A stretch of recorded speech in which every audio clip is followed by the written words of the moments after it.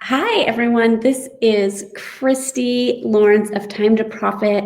If you don't know me, I help small businesses to win more clients, to find and win more clients by helping them to create rock solid sales strategies so they can strengthen their sales skills. And the reason this is so important to me is because sales is one of the most important skills you can have as a business owner. It's what generates revenue in your business. But more than that, when you master sales, when you get comfortable with sales, it is a skill that will help you increase success in all areas of your life, not just in sales, but when you get comfortable having sales conversations and talking to people, you start asking more questions, you start engaging more with more people, and more opportunities open up for you. And that is a really, really exciting thing. So that is always my goal, is to help people embrace sales and have more fun with the process. Today specifically, we are talking about how you can find and win your dream clients. And I chose this topic today because oftentimes as business owners, there's a sense of urgency to find customers, to have clients, to generate revenue. And it's really different to have a mindset of finding your ideal clients and the people you really want to work with that you're excited about versus just anyone who will do business with you. So not only will having a roster of dream clients make your job so much more enjoyable, because when you love working with people and they're a good fit for your business and what you do, and that work lights you up, your work becomes more rewarding and meaningful. But also when you have a list of your dream clients, when you're proactive about handpicking the clients you want to work with, you also have a lot more of an intentionality and strategy around creating the business that you want. And it makes sales easier. So not only does it make your work more meaningful and enjoyable, it actually makes sales easier too. So I'm going to walk you through today how you can actually start handpicking your clients so that your client list is filled top to bottom with awesomeness. Awesomeness. Anyways, are you ready? Okay, here's the deal. First, you have got to get clear on who it is that you want to work with. And you've probably heard this before. Create your ideal customer avatar. Who's your target audience? The reason you've heard it so much is because it is fundamentally true. You have to be clear on who you want to work with if you want to engage in sales and handpick the clients that you want to work with. Here's the deal. It's not everyone. If you're in real estate, it's not everyone who wants to buy or sell a house. It's not. It really, truly isn't. If you're in insurance, it's not anyone who drives a car. And I'm going to talk more about that, but it's so easy to get stuck in this trap of trying to serve everyone. And in doing so, you make it really, really confusing for people, and you make it harder than it needs to be, both for yourself and for your potential prospects.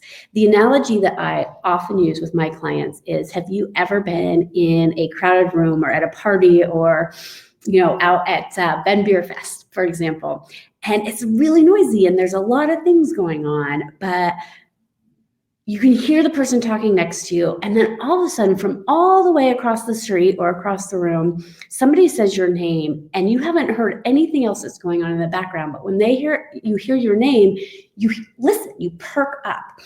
That's what we're trying to do. We are trying to say somebody's name, somebody specific, right? Because that's how you break through the noise, and that's how you break through the clutter. And everyone is not a name. So be specific here.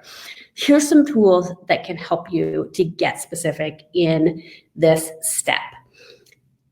So what I want you to do is I want you to think about it from a few different angles. First, I want you to think about, what industry do you want to specialize in? Do you want to specialize in working with insurance agents, new home buyers, retirees, outdoor companies, bars? Is it people in the construction industry? Is it landscapers, right? Like, there are so many ways that you can segment the business that you are in by industry. So industry is a great way to start segmenting and really honing in on that target. The next thing you do is think about what is going on. What's the kind of landscape of your clients? So if you're working with individuals, is it people that are new parents? Is it people who are buying their first home? Is it retirees? Is it people who are downsizing, who are upsizing, whose family is expanding, who are recently moving to the areas? All of these people are going to have very different needs.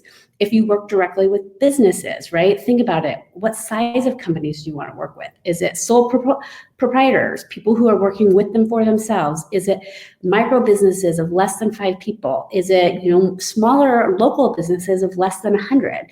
Is it Fortune 500 companies? Is it mid-sized companies, right? Where phases of business are they in? Are they in a growth cycle? Are they a startup? Are they in a maintenance phase of business? Are they a mature company? All of these people have very different needs.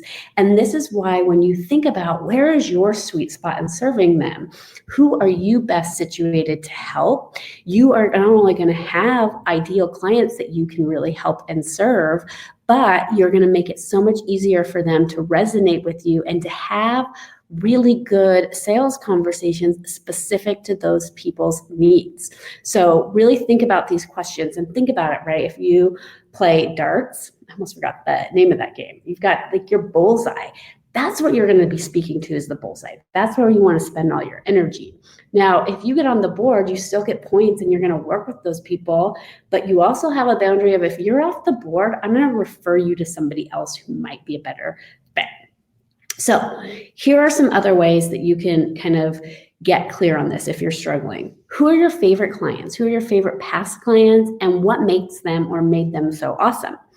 Or another question that I like to ask my clients is, if I was having a party for all of my favorite clients at this time next year, what would they have in common? So I had my dream year in business. I've worked with the most awesome people.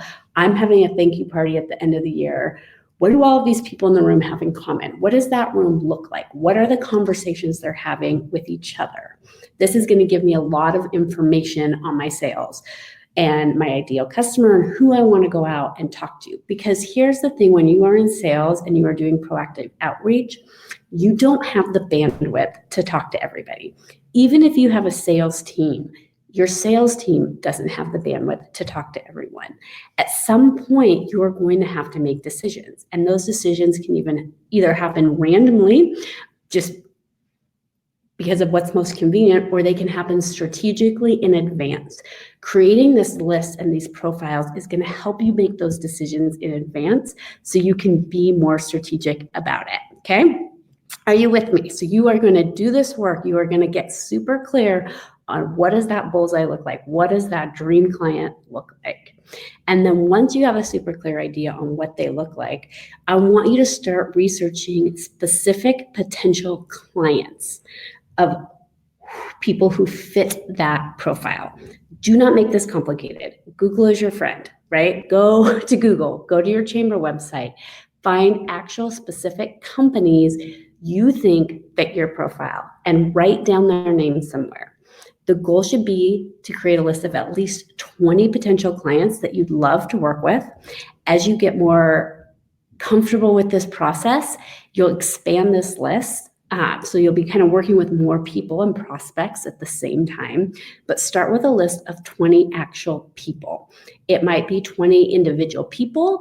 If you're working with sole proprietors, it might be 20 businesses. If you're working with businesses, if you are in real estate or insurance, it might be 20 referral partners, or it might be 10 referral partners and then 10 networking groups where the people hang out with, that you are targeting hang out. But you can't be everywhere. And so having that list of specific people helps you to choose where and how to spend your time. And then create a list of really honing in on what are the 20 places, who are the 20 people that you want to hyper focus on. Okay, are you clear on your instructions here, right? So what we're going to do, I'm going to just make this super simple for you, is get clear on what makes someone a dream client, who's the bullseye target, and then create a list of 20 actual companies or referring partners or centers of influence who hit that profile, and that's it. Next week, I'll be back here on Tuesday, and I'm going to give you the next steps on what you're going to do with that list to help you start winning those clients. But for now, I want you to create the list. The first step is finding them and identifying them. That's the starting point. Map out your dream clients, put it on paper, identify them in advance. This isn't woo-woo intention setting. There's real work that was going to happen here, so don't skip this step. Get those names and businesses on paper. Make it real.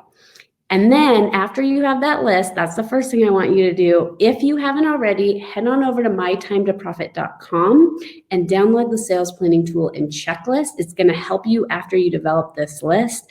Really be intentional with it, but I'm going to give you some more tools right here next week. But I want you to just have everything you need so that you can start handpicking the clients you want to work with and create a plan to connect with them. I will see you next week. Thanks so much for joining me.